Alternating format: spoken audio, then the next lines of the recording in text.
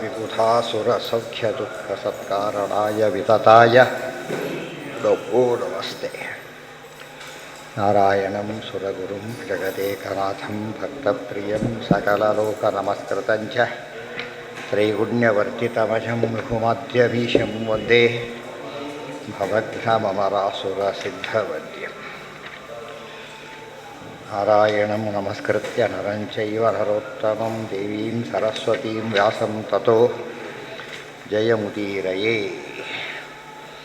ॐ जन्माद्यस्य यतोऽन्वयादितरतश्चार्थेष्वभिघ्नस्वराट् तेने ब्रह्महृदाय आदिकवये मुह्यन्ति यं सूरयः तेजो वारिमृता यथा विनिमयो यत्र त्रिसर्गो मृषा धाम्ना स्वेन सदा निरस्तकुहकं सत्यं परं धीमहि। सृष्टिस्थित्यप्ययेहानियतिर्षितमो बन्धमोक्षाश्च यस्मात् अस्य श्रीब्रह्मरुद्रप्रभृतिसुरनरद्वीषशत्रात्मकस्य विष्णोर्व्यस्ताः समस्ताः सकलगुणनिधिः सर्वदोषव्यपेतः पूर्णानन्दो अव्ययो यो गुरुरपि परमः चिन्तयेतं महान्तಂ। ಯಾವುದಾಯಿತು? ನೆಕ್ಸ್ಟ್ ವಿಷಯಾಪೇಕ್ಷಿತ ಜ್ಞಾನಂ ವಿಷಯಶ್ಚ ವಿಶೇಷಿತಂ ಯತ್ತದಾನಂದಮಾತ್ರಂಚ ತದ್ಬ್ರಹ್ಮ ಇತಿ ಅವಧಾರ್ಯತಾಂ ಇತಿ ಯತ್ಕಿಂಚಿತ್ ಅಲೋಕಸಿದ್ಧಂ. ಪರಮಾತ್ಮಂದೇನೆಂದರೆ ಅದಕ್ಕೆ ಅಲೋಕಸಿದ್ಧ, ಲೋಕಸಿದ್ಧವಾದ ಆನಂದ ಅಲ್ಲ ದೇವರದು, ಆನಂದ ಮಾತ್ರಂ ಅಂಥೇಳಿ ಅದಕ್ಕೆಲ್ಲ ಆಧಾರಗಳನ್ನು ಕೊಟ್ಟು ಪರಮಾತ್ಮನ ಸತ್ತ ಅಂತ ಅದಕ್ಕೆ ಕರೀತಾರೆ. ನಂದತಿ ನಂದಯತಿ ಚ, ಆನಂದವಾಗಿದ್ದಾನೆ ಮತ್ತು ಆನಂದವನ್ನು ಕೊಡ್ತಾನೆ, ಆನಂದ ಪಡಿಸ್ತಾನೆ. ಇದು ದೇವರ ಮಹಿಮೆ. ತಚ್ಶ್ರದ್ಧಾನ ಮುನಯೋ ಜ್ಞಾನ ವೈರಾಗ್ಯಯುಕ್ತಯ ಪಶ್ಯಂತಿ ಆತ್ಮನಿ ಚ ಆತ್ಮಾನಂ ಭಕ್ತ್ಯಾ ಶ್ರುತಿಗೃಹೀತಯ. ತಚ್ಶ್ರದ್ಧಾನಾಃ ಮುನಯಃ ಜ್ಞಾನ ವೈರಾಗ್ಯಯುಕ್ತಯ ಪಶ್ಯಂತಿ ಆತ್ಮನಿ ಚ ಆತ್ಮಾನಂ ಭಕ್ತ್ಯಾ ಶ್ರುತಿಗೃಹೀತಯ. ತತ್ ಆ ಪರಮಾತ್ಮನನ್ನು ಶ್ರದ್ಧಾನಾಃ ಶ್ರದ್ಧೆಯನ್ನು ಹೊಂದಿರತಕ್ಕಂತಹ ಮುನಯಃ ಮನನಶೀಲ ಅಂತ ಅರ್ಥ, ಮನನ ಮಾಡ್ತಕ್ಕಂಥವರು, ಜೊತೆಗೆ ಜ್ಞಾನ ವೈರಾಗ್ಯಯುಕ್ತಯ ಭಕ್ತ್ಯ, ಜ್ಞಾನ ವೈರಾಗ್ಯಗಳಿಂದ ಒಡಗೂಡಿದಂತಹ ಭಕ್ತಿಯಿಂದ, ಜೊತೆಗೆ ಶ್ರುತಿಗೃಹೀತಯ, ಜ್ಞಾನ ಬರಬೇಕಾದ್ರೆ ಭಕ್ತಿ ಬರಬೇಕಾದ್ರೆ ಏನು ಬೇಕು? ಶ್ರುತಿಗೃಹೀತಯ. ಅದಕ್ಕೆ ಎರಡರ್ಥ. ಶ್ರುತಿ ಅಂದರೆ ವೇದಾದಿಗಳಿಂದ ಬರಬೇಕು, ಶ್ರುತಿ ಅಂದರೆ ಶ್ರವಣ. ವಿಮಲೈ ಶ್ರುತಿಶಾಣ ನಿಶಾತತಮಯಿ ಆಚಾರ್ಯ ಮತ್ತು ಕರೆಕ್ಟಾಗಿ ಅದು ಮ್ಯಾಚ್ ಆಗ್ತದೆ. ಶ್ರುತಿಗಳನ್ನು ಕೇಳಬೇಕು, ಶ್ರುತಿಯಿಂದ ಕೇಳಬೇಕು, ಏನೋ ಕೇಳಬಾರ್ದು, ಶ್ರುತಿಗಳನ್ನೇ ಕೇಳಬೇಕು. ಶ್ರುತಿ ಮತ್ತು ಅನುಸಾರಿಯಾದ ಗ್ರಂಥಗಳನ್ನೇ ಕೇಳಬೇಕು. ಅದಕ್ಕಾಗಿ ಅದರಿಂದ ಬರತಕ್ಕಂಥ ಜ್ಞಾನ, ಅದರಿಂದ ಬರತಕ್ಕಂಥ ಭಕ್ತಿ, ಅದರಿಂದಾಗಿ ಆತ್ಮನಿ ತಮ್ಮ ಹೃದಯದಲ್ಲಿ ಆತ್ಮಾನಂ ಪರಮಾತ್ಮನನ್ನು ಪಶ್ಯಂತಿ ನೋಡ್ತಾರೆ. ಎಲ್ಲ ವಿಷಯ ಬಂದಿರುತ್ತೆ ಒಂದೇ ಶ್ಲೋಕದೊಳಗೆ, ಇಡೀ ಸಾಧನ ಸಿದ್ಧಿ ಎಲ್ಲ ಪ್ರತಿಯೊಂದು ಹೇಳಿಬಿಡ್ತಾರೆ. ತತ್ ಶ್ರದ್ಧಾನಾಃ ಮುನಯಃ ಜ್ಞಾನ ವೈರಾಗ್ಯಯುಕ್ತಯ ಪಶ್ಯಂತಿ ಆತ್ಮನಿ. ಆತ್ಮಶಬ್ದಕ್ಕೆ ಹೃದಯ ಅಂತಲೂ ಅರ್ಥ, ಗೊತ್ತಾಯ್ತಾ? ಹೃನ್ಮಾನಸಂ ಮನಃ ಅಂತ ಹೇಳ್ಬೇಕಾದ್ರೆ ಅರ್ಥನೂ ಇದೆ. ಆತ್ಮನಿ ತನ್ನ ಹೃದಯದಲ್ಲಿನೇ ಆತ್ಮಾನಂ ಪರಮಾತ್ಮಾನಂ ಪಶ್ಯಂತಿ ಕಾಣುತ್ತಾರೆ.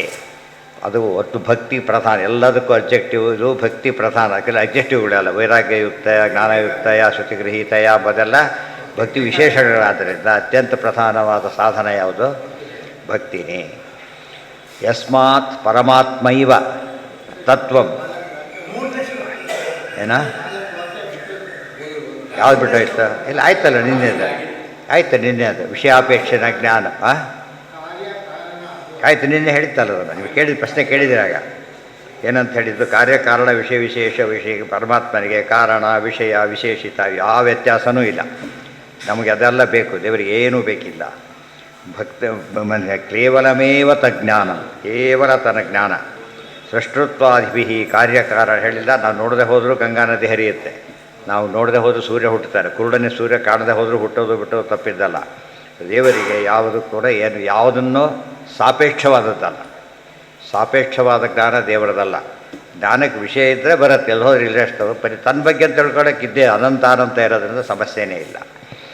ಕೇವಲಮೇವ ತಜ್ಞಾನಂ ಸೃಷ್ಟೃತ್ವಾದಿಭಿ ಕಾರ್ಯಕಾರಣ ವಿಶೇಷಿತಂಚ.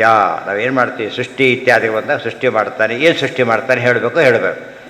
ಸೃಷ್ಟಿಶಕ್ತಿ ಆತನಲ್ಲಿದೆ. ಯಾರು ಏನು ಮಾಡಿದವರು ಸೃಷ್ಟಿಕರ್ತಾನೆ ಆತ. ಯಾಕೆ ಶಕ್ತಿ ಒಳಗಿದ್ದೇ ಇದೆ. ಮಾಡ್ತಾನೆ ಎಂಬುದು ವಿಶೇಷ ಅಷ್ಟೇ ಹೊರತು ಮಾಡಿದವರು ಯಾರೂ ಕೇಳಾಗಿಲ್ಲ. ಮತ್ತು ನಮಗೆ ಮಾಡಬೇಕಂತಿದ್ದರೂ ಅನೇಕ ಮಾಡೋಕ್ಕಾಗದೆ ಹೋಗ್ಬೋದು, ದೇವರಿಗೆ ಆ ಪ್ರಶ್ನೆನೇ ಇಲ್ಲ. ಆದರೂ ಮಾಡ್ತಾನೆ ಎಂಬುದೇನದು ಆತ ಅನುಗ್ರಹ ಹೊರತು ಬೇರೆ ಅಲ್ಲ.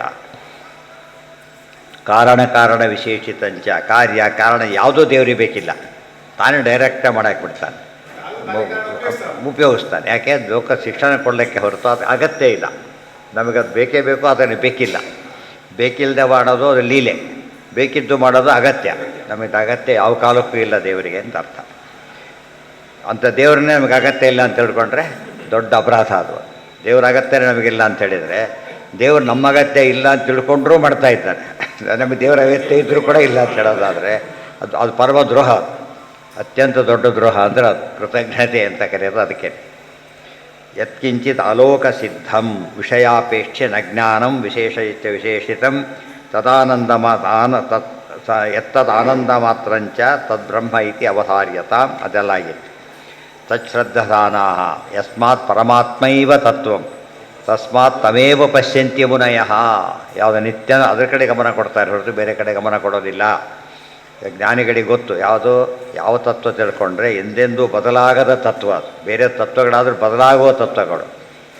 ಆದರೆ ದೇವರಲ್ಲಿ ಏನೇನು ಯಾವ ದೃಷ್ಟಿಯಿಂದನೂ ಏನಿಲ್ಲ, ಬದಲಾವಣೆಯೇ ಇಲ್ಲ. ಆ ಪರಿಜ್ಞಾನ ಇದ್ದರೆ ಮಾತ್ರ ಏನಾಗುತ್ತೆ, ಅದು ನಿಜವಾದ ಅರ್ಥದಲ್ಲಿ ದೇವರ ದರ್ಶನಕ್ಕೆ ಕಾರಣ ಆಗುತ್ತೆ, ಇದರ ಕಾರಣ ಆಗೋದೇ ಇಲ್ಲ. ತಸ್ಮಾತ್ ತಮೇವ ಪಶ್ಯಂತಿ ಮುನಯಃ. ಆಗೇನಾಗುತ್ತೆ ಕಂಡಾಗ ಅಂತ ಪ್ರಶ್ನೆ. ಈಗ ದೇವರನ್ನು ಕಾಣ್ತಾನೆ ಅಂತ ಹೇಳಿದರು, ಕಂಡಾಗ ಏನಾಗುತ್ತೆ? 13ನೇ ಶ್ಲೋಕ 22ನೇ ಶ್ಲೋಕ ಮಧ್ಯೆ ಎಷ್ಟೋ ಶ್ಲೋಕ ಇದೆ.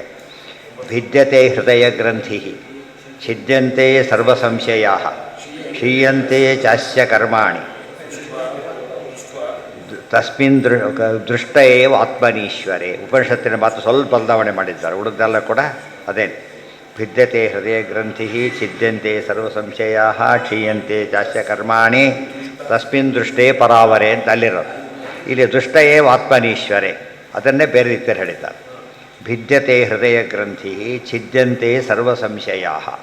ಹೃದಯ ಗ್ರಂಥಿ ಮನಸ್ಸಿನ, ಹೃದಯ ಅಂದರೆ ಮನಸ್ಸು, ಮನಸ್ಸಿಗೆ ಗಂಟು ಎಲ್ಲ ಸೇರ್ಕೊಂಡೋಯ್ತು ಒಟ್ಟಿನ ಮೇಲೆ. ಎಲ್ಲ ಗ್ರಂಥಿ ಅಂತ. ಗ್ರಂಥಿ ಅಂದರೆ ಗಂಟು, ಗ್ರಂಥ ಗ್ರಂಥಿ ಅದು ಅಕ್ಷರಗಳು ಜೋಡಿಸಿದಾಗ ಏನಾಗುತ್ತದೋ ಗ್ರಂಥ ಜೋಡಣೆ. ಅದು ಇಲ್ಲಿ ಗ್ರಂಥಿ ಅಂದರೆ ನಮ್ಮನ್ನು ಕಟ್ಟಿ ಹಾಕಿರ್ತಕ್ಕಂಥದ್ದು.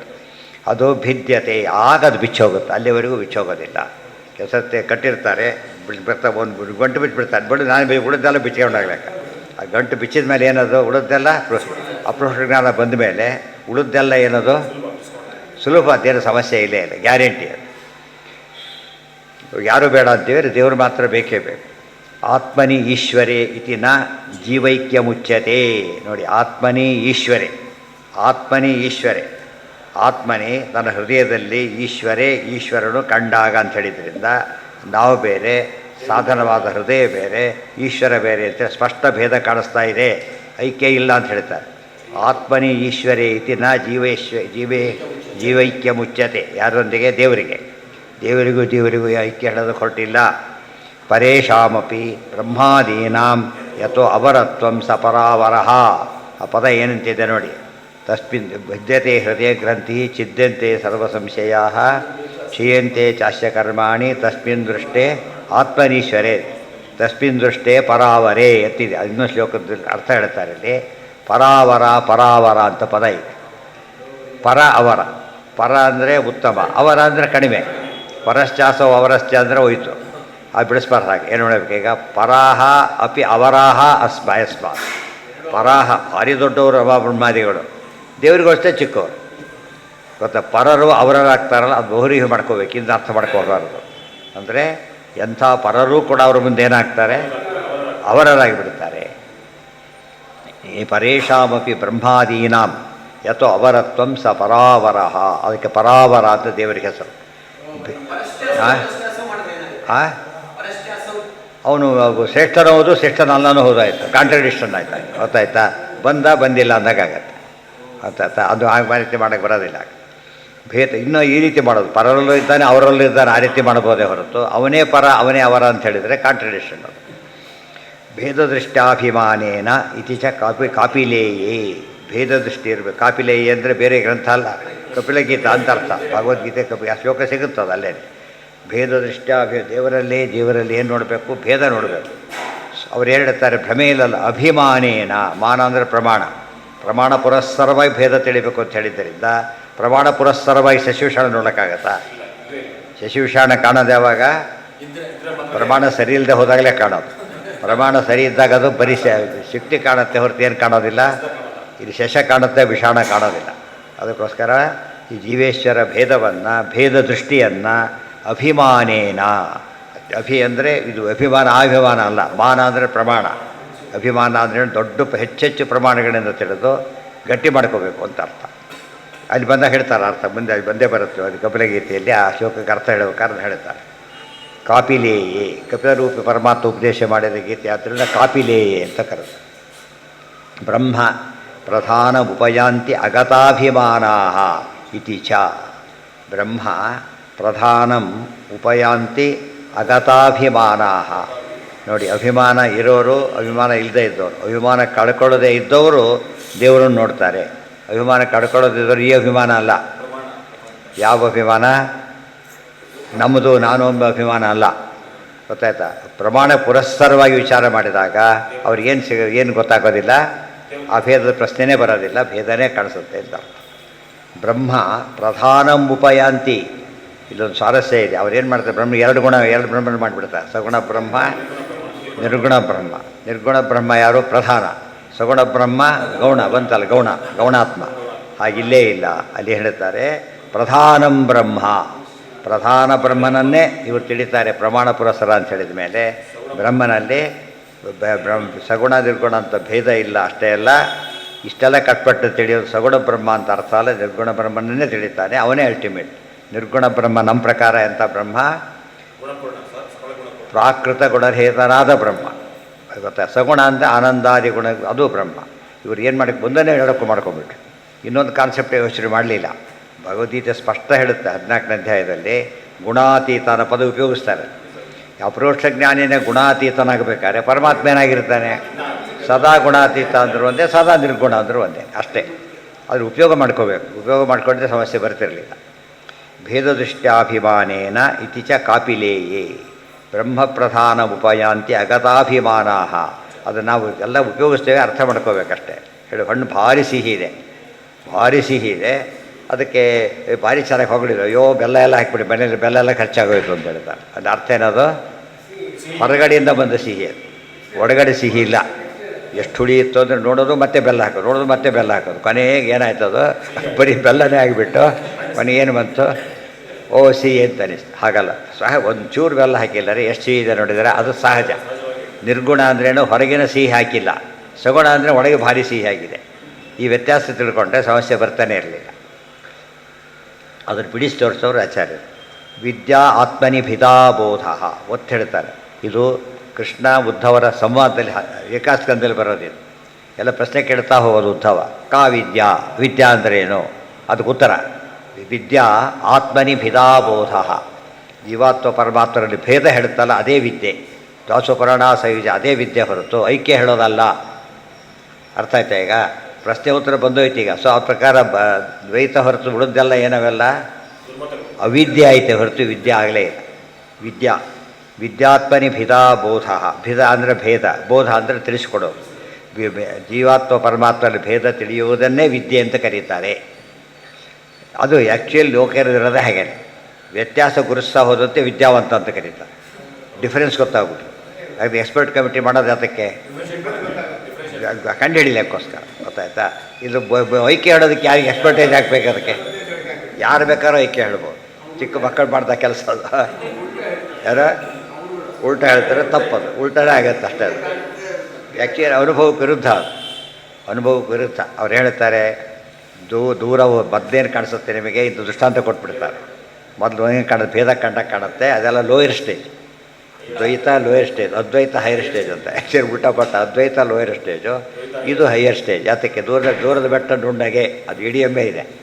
ನುಣ್ಣಿಗೆ ಏನು ನೋಡಿದ್ರೆ ಒಳಗೆ ಕಾಲಿಡೋದು, ಬರೀ ವೃಕ್ಷಗಳ ಮಯ. ಅದು ಅಲ್ಲಿ ಭೇದ ಗೊತ್ತಾಗಲೇ ಇಲ್ಲ. ಬರೀ ಬೋರ್ಡ್ ಕಂಡಾಗ ಕಾಣಿಸ್ತೇವೆ. ಬೋರ್ಡ್ ಇಲ್ಲೇ ಇಲ್ಲ. ಅದು ಈಗ ಕ್ಲಾರಿಟಿ ಬಂದಿದ್ದು ಯಾವಾಗ? ಹತ್ತಿರ ಹೋದಾಗಲೂ ದೂರ ಇದ್ದಾಗಲೂ. ಸಾಧನೆ ಹೆಚ್ಚುತ್ತಾ ಹೋದಂತೆ ನಮಗೆ ಭೇದ ಕ್ಲಿಯರ್ ಆಗುತ್ತೆ ಹೊರತು ಏನು ಕ್ಲಿಯರ್ ಆಗೋದಿಲ್ಲ. ಅಭೇದ ಪೂರ್ತಿ ನೋಡದಿಂದ ಕಂಡಾಗಿದ್ದ ಅಭೇದ ಹೋಗಿಬಿಡುತ್ತೆ. ಅಲ್ಲಿ ಒಂದೂ ಮರ ಇಲ್ಲ ಅನಿಸ್ತಾ ಮರ ಇವೆ, ಒಂದೇ ಮರ ಅಲ್ಲ ಸಾವಿರಾರು ಮರ ಇದೆ, ಅದೆಲ್ಲ ಗೊತ್ತಾಗಿತ್ತು. ಹತ್ರ ಮರದಲ್ಲಿ ಎಷ್ಟು ವೆರೈಟಿಗಳು ಬೇರೆ ಇದೆ. ಮತ್ತೆ ಮೊದಲು ಮರನೂ ಕಾಣಿಸ್ಲಿಲ್ಲ, ಆಮೇಲೆ ಮರ ಕಾಣಿಸ್ತೇವೆ. ಇನ್ನೂ ಸ್ವಲ್ಪ ಹತ್ತಿರ ಹೋದಾಗ ಬೇರೆ ಬೇರೆ ಮರಗಳು, ಆಮೇಲೆ ನೋಡಿದ್ರೆ ಕ್ಲಿಯರಾಗಿ ಬಂತು ಎಷ್ಟೆಷ್ಟು ಮರಗಳು ಅಂತ. ಹಣ್ಣಿನ ಸಮೇತ ಕಾಣಿಸ್ತು, ದೂರದಾಗ ಕಾಣಿಸ್ತಾನೆ ಇರಲಿಲ್ಲ. ನೋಡಿ, ಭೇದ ಬರ್ತಾ ಹೋದಂತೆ ಏನಾಯ್ತು, ಈಗ ಹತ್ತಿರ ಹೋಗ್ತಾ ಹೋದಂತೆ ನಮ್ಮ ಜ್ಞಾನ ವೃದ್ಧಿ ಆಗ್ತಾ ಹೋದಂತೆ ಆ ವಿವೇಕ ಅಂದ್ರೇನು? ವಿವೇಕ ಅಂದರೆ ವಿವೇಚನೆ ಮಾಡಿ ನೋಡೋದು. ಇದು ಅದು ಬೇರೆ ಅಂತ ಗುರುಸೋದಕ್ಕೆ ಡೆಫಿನೇಷನ್ನೇ ಅದು. ಡೆಫಿನೇಷನ್ನೇ ಭೇದ ತಿಳ್ಕೊಳ್ಳೋದೇ ಹೊರತು ಭೇದ ತಿಳ್ಕೊಳ್ಳೋದು ಸ್ಪಷ್ಟ ಮಾಡಿಕೊಡೋದು. ಸ್ಪಷ್ಟ ಮಾಡಿ ಎಕ್ಸ್ರೇ ತೆಗಿತಾನೆ, ಫ್ರ್ಯಾಕ್ಚರ್ ಆಗಿದೆಯೋ ಗೊತ್ತಿಲ್ಲ, ನೋಡಿದ ಕನ್ಫರ್ಮ್ ಮಾಡಿದೆ ಆಗಿದೆ ಅಂತೇಳಿ. ಮೇಲ್ನೋಟಕ್ಕೆ ಕಾಣಿಸ್ಲಿಲ್ಲ, ಆಮೇಲೆ ಕಾಣಿಸ್ತೇವೆ. ಅಂದರೆ ಸೀರಿಯಸ್ಸಾಗಿ ನೋಡಿದ್ರೆ ಏನು ಕಾಣಿಸ್ತೇವೆ? ಅಲ್ಲಿ ಭೇದ ಆಗಿದ್ದು ಕಾಣಿಸ್ತೇವೆ, ಹೊಡೆದೋಗಿರೋದು ಕಾಣಿಸ್ತೇವೆ, ಇಲ್ಲದವ್ರು ಕಾಣಿಸ್ತಿದ್ದಿಲ್ಲ. ಆದ್ದರಿಂದ ಅದು ಈ ಕಥೆ ಹೇಳಿ ಚಪ್ಪಾಳೆ ಹೊಡಿಸ್ಕೊಂಡ್ಬಿಡ್ತಾರೆ ಸಭೆಗಳಲ್ಲಿ, ಗೊತ್ತಾಯ್ತಾ? ನೋಡಿದ್ರೆ ಇದು ಲೋಯರು ಹೈಯರು ಅಂತ ಹೇಳಿದ ತಕ್ಷಣ ಅದನ್ನು ಒಪ್ತೇವೆ ನಾವು. ಲೋಯರ್ ಸ್ಟೇಜಲ್ಲಿ ಅವೇ ಹೈಯರ್ ಸ್ಟೇಜು. ಒಟ್ಟಿಗೆ ಬೈದಾಗಲಿಲ್ಲ, ಅದರ ಕೊನೆಗಿಲ್ಲ ಅಂತ ಹೇಳಿದಾಗಲಿಲ್ಲ. ಅಲ್ಲೇ ಉಲ್ಟಾ ಪಲ್ಟ ಆ್ಯಕ್ಚುಲಿ ಇದೆ, ಅದಲ್ಲ. ಯತ್ರ ಹಿ ದ್ವೈತಮಿವ ಭವತಿ ಅನ್ಯಮೀಶಮ್ಮಸ್ಯ ಮಹಿಮಾನಮಿತಿ. ಇವತ್ತು ಸೂಜಿ ಒಳಗೆ ದಾರ ತೋರಿಸ್ಬೇಕು, ಅದಕ್ಕೆ ಎಷ್ಟು ಸೂಕ್ಷ್ಮ ಇರಬೇಕು ದೃಷ್ಟಿ. ಅದಕ್ಕೆ ಇದು ಸೂಜಿನೂ ಕಾಣಿಸೋದಿಲ್ಲ, ಕೆಲವರಿಗೆ ಸೂಜಿ ಕಾಣಿಸಿದ್ರೆ ಇದು ಕಾಣಿಸೋದಿಲ್ಲ, ರಂಧ್ರ ಅದೆಲ್ಲ ಕಾಣಿಸೋ, ಇದು ಮತ್ತೆ ದಾರ ಕಾಣಿಸೋದಿಲ್ಲ. ಹೋದರೆ ಎಲ್ಲ ಸೇರಿಸಿ ಹಾಕಬೇಕು. ಇದಕ್ಕೆಲ್ಲ ಎಷ್ಟು ಭೇದ ಜ್ಞಾನ ಬೇಕೀಗ? ಸ್ವಲ್ಪ ಎತ್ತುಗಳು ಕೈ ಚುಚ್ಕೊಂಡ್ಬಿಡ್ತಾನೆ, ಸೂಜಿ ಚುಚ್ಚೋಳು ಕೈ ಚುಚ್ಕೊಂಡ್ಬಿಡ್ತಾನೆ ಅಂತ. ಅದು ಜ್ಞಾನ ಭಯಂಕರ ಅಪಾಯಕರ ಆಯಿತು. ಅಭೇದ ಜ್ಞಾನ ಅಪಾಯಕರ, ಭೇದ ಜ್ಞಾನ ತಾರಕ. ಅದೊಂದು ಎಲ್ಲ ರಿಸ್ಕೇ ಇಲ್ಲ ಅದರೊಳಗೆ. ವಿದ್ಯಾತ್ಮನಿ ಭಿದಾಬೋಧ ಯತ್ರ ಹಿ ದ್ವೈತಮಿವ ಭವತಿ ಅನ್ಯಮೀಶಮಸ್ಯ ಮಹಿಮ. ಎಲ್ಲ ಕೋಟ್ ಮಾಡಿ ಎಷ್ಟಿದೆ ನೋಡಿ ಭೇದವಾಕ್ಯಗಳು ಅಂತ ಹೇಳ್ತಾರೆ. ಅನ್ಯಮೀಶಮಸ್ಯ ಮಹಿಮಾನಮಿತಿ ಅನಶ್ಚನ್ನನ್ಯೋ ಅಭಿಚಾಕಸೀತಿ ಛಾಯಾತಪೌ ಬ್ರಹ್ಮವಿದೋ ವದಂತಿ ಏಕೋ ಬಹೂನಾಂ ಯೋ ವಿದಧಾತಿ ಕಾಮಾನ್ ಸತ್ಯಸ್ಸೋ ಅಸ್ಯ ಮಹಿಮಾ ಗೃಣೇಶವೋ ಯಜ್ಞೇಶು ವಿಪ್ರರಾಜ್ಯೇ ಸತ್ಯಮೇನಮ್ಮನು ವಿಶ್ವೇ ಮದಂತಿ ಯತ್ರ ಪೂರ್ವೇ ಸಾಧ್ಯಾಸಂತಿ ದೇವಾಹ ಶೃಣ್ವೇ ವೀರ ಉಗ್ರಂ ದಮಾಯನ್ ಇತ್ಯಾದಿ. ಎಷ್ಟು ಪ್ರಮಾಣ ವಾಕ್ಯ ಕೊಟ್ಟು ಇದರಲ್ಲಿ ಎಲ್ಲಾದರೂ ಕೂಡ ಏನಾದ್ರು ಎಲ್ಲರೂ ಒಂಚೂರು ಅಭೇದ ಹೆಸರು ಇದೆಯಾ? ಏನೇನೂ ಇಲ್ಲ. ಏನ ಯಾಕೆ ಹೇಳಿದೆ? ಯಾಕೆ ಹೇಳಬೇಕು? ನೀವು ಹೇಳಿ ಯೋಚನೆ ಮಾಡಿ. ಯಾಕೆ ಹೇಳಿದರು? ಅದು ಏನು ಹೇಳುತ್ತೆ? ಅವರೆಲ್ಲ ಇದ್ದಾರೆ, ಅವರು ನಾನು ಸೃಷ್ಟಿ ಮಾಡ್ತೇನೆ, ಸಂಹಾರ ಮಾಡ್ತೇನೆ, ಭೇದನ ಅಭೇದನ ಗೊತ್ತಾಯ್ತಾ? ಅದಕ್ಕೆ ಭೇದ ಸ್ಪಷ್ಟ ಮಾಡೋದಕ್ಕೆ ಹೇಳ್ತಾ ಇದ್ದ. ಮಗ್ನಸಿ ಪರೇ ಅಜ್ಞಾನೇ ಕಿಮ್ನ ದುಃಖತರಂ ಭವೇತ್. ಅದರಿಂದ ಅಜ್ಞಾನ ಇದ್ದಾಗ ದುಃಖಕ್ಕೆ ಕಾರಣ, ಜ್ಞಾನ ಬಂದಾಗ ದುಃಖ ಹೋಗುತ್ತೆ ಅಂದಮೇಲೆ ಸುಖ ಬರುತ್ತೆ ಅಂತ ಆಯ್ತಲ್ಲ. ಸೊ ಸುಖ ಬರುವಿಕೆ ಅಜ್ಞಾನ ನಿವೃತ್ತನೇ ಹೊರತು ಏನೂ ಇಲ್ಲ ಅಂತ ತಿಳ್ಕೊಳೋದಲ್ಲ. ಅವ್ರ ಪ್ರಕಾರ ಏನೂ ಇಲ್ಲ ಅಂತ ಗೊತ್ತಾಯ್ತು. ನಿರ್ಗುಣ ಬ್ರಹ್ಮ ಜ್ಞಾನ ಏನಂತಾರೆ ಅದನ್ನು ಅವರು ಜ್ಞಾನ ಅಂತಾರೆ. ತಪ್ಪದು. ನಮಗೆ ದುಃಖ ಹೋಗಿಬಿಟ್ಟು ಸುಖ ಬಂದರೆ ನಮಗೆ ಅನಿಸುತ್ತೆ ಹೊರತು ಅವ್ರ ಪ್ರಕಾರ ದುಃಖ ಸುಖ ಎರಡೂ ಇಲ್ಲ. ನಮಗೇನು ಅನಿಸುತ್ತೆ? ದುಃಖ ಇದ್ರೂ ಪರವಾಗಿಲ್ಲ, ಚೂರು ಸುಖ ಇದ್ರೂ ವಾಸಿ ಅನಿಸ್ತದೆ. ಹೌದಲ್ಲ? ಎರಡೂ ಇಲ್ಲ ಅಂದರೆ ಏನರ್ಥ? ಜಡ ಪದಾರ್ಥ ಆಗಿಬಿಡ್ತಾರೆ. ಆದ್ದರಿಂದ ಸರಿಯಲ್ಲ. ಎಷ್ಟು ಪ್ರಾಬ್ಲಮ್. ಅದಕ್ಕೆ ಜಡ ಸುಳ್ಳು ಅಂದ್ಬಿಟ್ರೆ ಕೊನೆಗೆ ಜಡ ಸುಳ್ಳು ಇನ್ನೂ ಪರಿಪಜಿತಿ ಆಯಿತು. ಅವ ಜನಕ್ಕೆ ಅರ್ಥ ಜಡನೇ ಸುಳ್ಳು ಅಂತ ಹೇಳೋ ಇವ್ರಿಗೆ ಕಣ್ಣಿಗೆ ಕಾರಣ ಸ್ಪಷ್ಟ ಜಡದ ಸುಳ್ಳು ಅಂತಾರೆ ಅಂದಮೇಲೆ ಇವ್ರ ಮತ ಒಪ್ಪಬೇಕಾದ ಕಾರಣ ಇಲ್ಲ ಅನಿಸ್ಬಿಡುತ್ತೆ. ಹೇಗೆ ಪ್ರತ್ಯಕ್ಷ ವಿರುದ್ಧ. ಪ್ರತ್ಯಕ್ಷ ಆಗೋದೆಲ್ಲ ಜಡ ಮಾತ್ರ.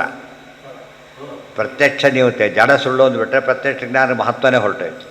ಆಮೇಲೆ ಸಾಕ್ಷಾತ್ಕಾರದ ಕಾನ್ಸೆಪ್ಟೇ ಇಲ್ಲ. ದೇವರ ಸಾಕ್ಷಾತ್ಕಾರ ಏನು? ಸಾಕ್ಷಾತ್ಕಾರ ಪ್ರತ್ಯಕ್ಷ ತಾನೇ.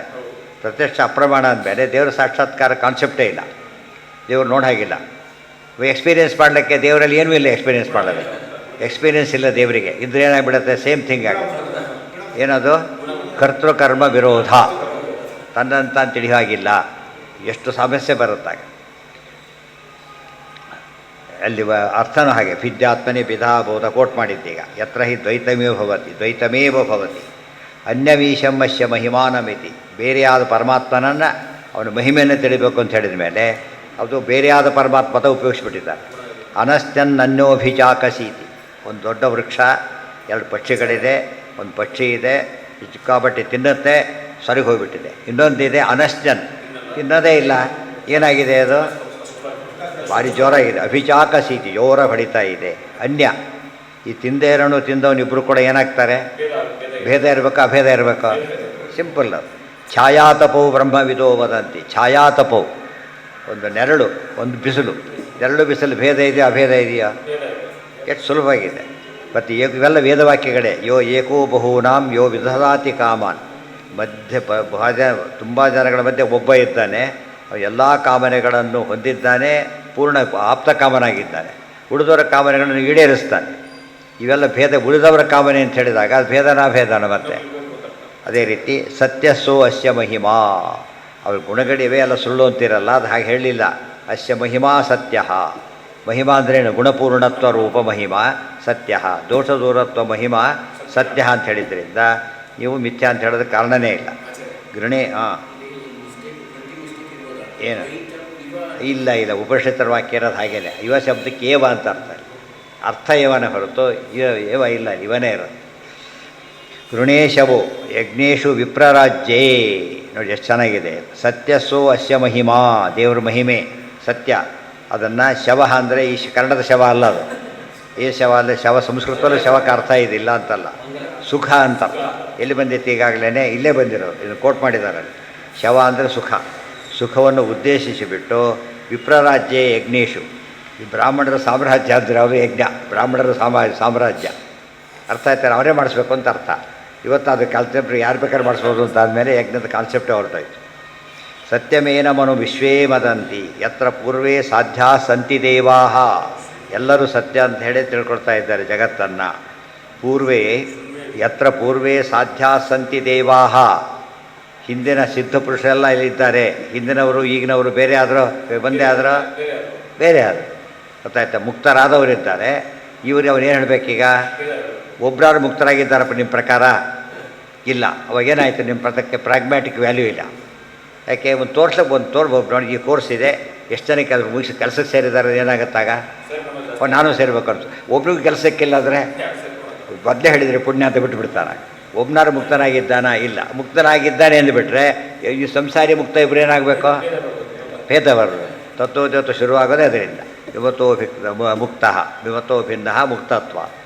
ಫಸ್ಟ್ ವಾಕ್ಯನೇ ತತ್ವೋದ್ಯೋತವಾಗಿ. ಅಂದರೆ ಮುಕ್ತನ ಕಾನ್ಸೆಪ್ಟ್ ಒಪ್ಕೊಂಡ ಮೇಲೆ ಸಂಸಾರ ನಾವಂತೂ ಮುಕ್ತರಲ್ಲ ಗ್ಯಾರಂಟಿ. ಮುಕ್ತರಿದ್ದಾರೋ ಇಲ್ಲೋ ಅಂತ ಪ್ರಶ್ನೆ. ಈಗ ಇಲ್ಲ ಅಂದರೆ ನೀವು ಮತ್ತಕ್ಕೊಂದು ಪ್ರಾಗ್ಮ್ಯಾಟಿಕ್ ಇಷ್ಟೇ ಎಕ್ಸಾಂಪಲೇ ಸಿಗೋದಿಲ್ಲ. ಇದ್ದಾರೆ ಅಂದಮೇಲೆ ಮುಕ್ತರೇನಾಗಬೇಕು? ಭಿನ್ನರಾಗಲೇಬೇಕಲ್ಲ, ಭೇದ ಒಪ್ಕೊಂಡಾಗಾಯ್ತಲ್ಲ. ಬಹವ ಪುರುಷ ಬ್ರಹ್ಮನ್ ನುತಾಹೋ ಏಕ ಏವತು. ಪ್ರಸಂಗ ಬಂತು ಅಂತ ಹೇಳ್ತಾರೆ. ಆ್ಯಕ್ಚುಲಿ ಒಂದು ಪ್ರಕರಣ ಇದ್ದ ಲೆಕ್ಕ ಅದು. ಇಷ್ಟರಲ್ಲಿ ಮಿಥ್ಯಾತ್ಮಾನ ಕಡೆ ಮುಗಿದೇ ಹೋಗಿಬಿಡುತ್ತೆ ಇಷ್ಟ ವಾಕ್ಯದೊಳಗೆ. ಇದಿಷ್ಟೊಂದು ಪ್ರಕರಣ. ಏನು ಪ್ರಕರಣ? ಭೇದ ಸಾಧಕವಾದ ಪ್ರಕರಣ. ಇದನ್ನು ಭೇದೋಜ್ಜೀವನ ಮಾಡಿದಾರಲ್ಲ ಹೀಗೆ. ಭೇದೋಜ್ಜೀವನದಲ್ಲಿ ಏನು ಮಾಡಿಬಿಟ್ರು ವ್ಯಾಸರಾಜರು? ಎಲ್ಲ ಅಂಥ ವಾಕ್ಯಗಳು ಸೇರಿಸಿಬಿಟ್ಟು ಒಂದೇ ಗ್ರಂಥ ಮಾಡಿಬಿಟ್ರು. ಎಲ್ಲೆಲ್ಲಿ ಭೇದಗಳ ಆಚಾರ ಹೇಳಿದ್ದಾರೋ ಅದಿಷ್ಟನ್ನು ಕಲೆಕ್ಟ್ ಮಾಡಿ ಇಂಟ್ರಿಬ್ಯೂಟ್ ಮಾಡಿದ್ರಿಂದ ಏನಾಯ್ತದೋ ಭೇದದ ಬಗ್ಗೆ ಸ್ಪಷ್ಟವಾದ ಚಿತ್ರ ಬಂತು.